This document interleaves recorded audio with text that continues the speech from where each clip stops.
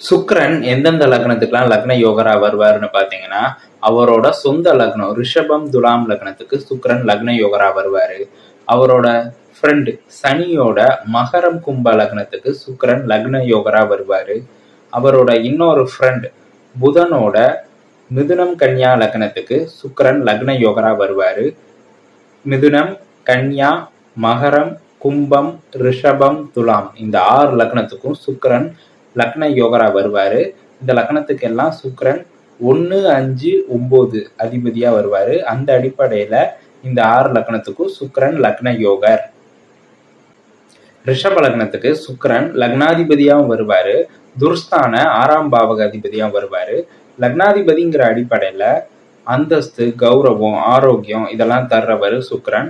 அதே சமயம் இந்த லக்னத்துக்கு அவரே 6ஆம் அதிபதிங்கிறதுனால ருண ரோக சத்ரு, அதாவது கடன், நோய், எதிரி இந்த மாதிரி துர்பலன்களை தர்றவரும் சுக்கிரன் தான். அதனால இந்த லக்னத்துக்கு சுக்கிரன் 6ஆம் பாவகத்தை தொடர்பு கொள்ளாம லக்னத்தை மட்டும் தொடர்பு கொண்டு தசா அல்லது புத்தி நடத்துறது நல்லது. இந்த ரிஷப லக்னத்துக்கு சுக்கிரன் லக்னாதிபதிங்கிற அடிப்படையில லக்ன யோகர். துலாம் லக்னத்துக்கு சுக்கிரன் லக்னாதிபதியாகவும் வருவாரு.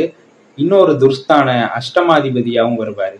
லக்னாதிபதிங்கிற அடிப்படையில இந்த லக்னத்துக்கு அந்தஸ்து, கௌரவம், ஆரோக்கியம் இதெல்லாம் தர்றவர் சுக்கிரன். அதே சமயம் இவர் இந்த லக்னத்துக்கு அஷ்டமாதிபதிங்கிறதுனால அஷ்டமஸ்தான நெகட்டிவ் பலனையும் தர்றவர். அதனால இந்த லக்னத்துக்கு சுக்கிரன் லக்னத்தை மட்டும் தொடர்பு கொண்டு தசா அல்லது புத்தி நடத்துறது நல்லது. அஷ்டமஸ்தானத்தை தொடர்பு கொள்ளக்கூடாது. இந்த துலாம் லக்னத்துக்கு சுக்கிரன் லக்னாதிபதிங்கிற அடிப்படையில லக்ன யோகர். புதனோட மிதுனம் லக்னத்துக்கு சுக்கிரன் 5ஆம் அதிபதியாகவும் வருவாரு. அதே சமயம் துர்ஸ்தான விரையாதிபதியாகவும் வருவாரு.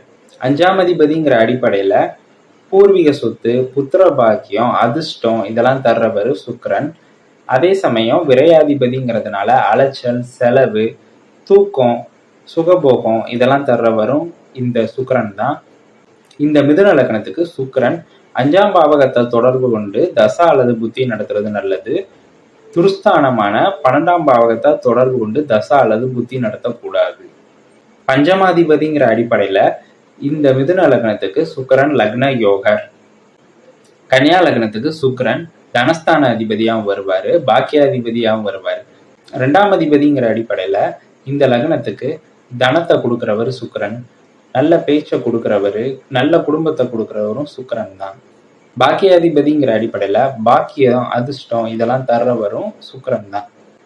இந்த கன்யா லக்னத்துக்கு சுக்கிரன் பாக்கியாதிபதிங்கிறதுனால லக்ன யோகர். மகர லக்னத்துக்கு சுக்கிரன் பஞ்சமாதிபதியாகவும் வருவாரு, 10ஆம் அதிபதியாகவும் வருவாரு. 5ஆம் அதிபதிங்கிற அடிப்படையில அதிர்ஷ்டம், பூர்வீக சொத்து, புத்திர பாக்கியம் இதெல்லாம் தர்றவர் சுக்கிரன். கர்மஸ்தான 10ஆம் பாவக அதிபதிங்கிற அடிப்படையில தொழில கொடுக்கிறவரும் சுக்கிரன். இந்த லக்னத்துக்கு சுக்கிரன் ஒரு கேந்திரத்துக்கும் ஒரு கோணத்துக்கும் அதிபதி ஆகிறதுனால இந்த மகர லக்னத்துக்கு சுக்கிரன் ராஜயோகாதிபதி. அந்த அடிப்படையில மகர லக்னத்துக்கு சுக்கிரன் லக்ன யோகர்.